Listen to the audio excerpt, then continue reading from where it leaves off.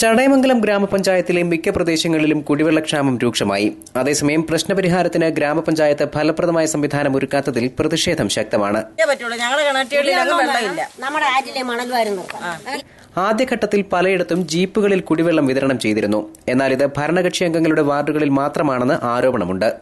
പഞ്ചായത്ത് അംഗങ്ങളുടെ ഇഷ്ടക്കാർക്ക് മാത്രമാണ് വെള്ളം വിതരണം ചെയ്യുന്നതെന്നാരോപിച്ച് നാട്ടുകാർ വാഹനങ്ങൾ തടയുകയും സംഘർഷാവസ്ഥയുണ്ടാവുകയും ചെയ്തിരുന്നു. ഭരണകക്ഷി അംഗങ്ങൾ വരെ കുടിവെള്ള വിതരണം വേണ്ട രീതിയിൽ നടക്കുന്നില്ലെന്ന് പഞ്ചായത്ത് കമ്മിറ്റിയിൽ പരാതി ഉന്നയിക്കുകയും ചെയ്തു.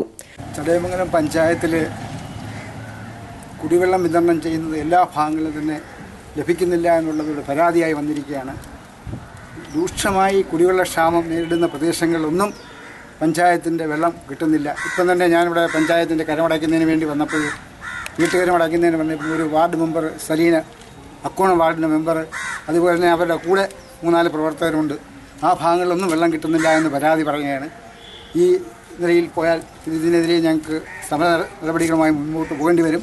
അതുകൊണ്ട് എല്ലാ ഭാഗങ്ങളിലും നീതിപൂർവ്വം വെള്ളം വിതരണം ചെയ്യണമെന്നാണ്. പഞ്ചായത്തിലെ ഇടുക്കുപാറ, അക്കോണം, മണ്ണാംപറമ്പ്, കുന്നുംപുറം, നെട്ടേത്തറ, ലക്ഷം വീട് കോളനി തുടങ്ങിയ പ്രദേശങ്ങളിൽ വെള്ളത്തിന് യാതൊരു നിവൃത്തിയുമില്ല. കിലോമീറ്ററുകൾ നടന്ന് മലിനമായ കുളങ്ങളിൽ നിന്നുവരെയാണ് ഇവിടത്തുകാർ വെള്ളം കൊണ്ടുവരുന്നത്. സ്ഥിതി ഇത്രയും രൂക്ഷമായിട്ടും പഞ്ചായത്ത് അടിയന്തരമായി ഇടപെടാതെ വില്ലേജ് ഓഫീസിൽ പറഞ്ഞാൽ മതിയെന്ന സമീപനമാണ് കൈക്കൊള്ളുന്നതത്രേ. ഇതിനെതിരെ കോൺഗ്രസും ബിജെപിയും ശക്തമായ സമരപരിപാടികൾ സംഘടിപ്പിക്കാൻ തീരുമാനിച്ചിരിക്കുകയാണെന്ന് ബന്ധപ്പെട്ടവർ അറിയിച്ചു. News bureau, Chadayamangalam.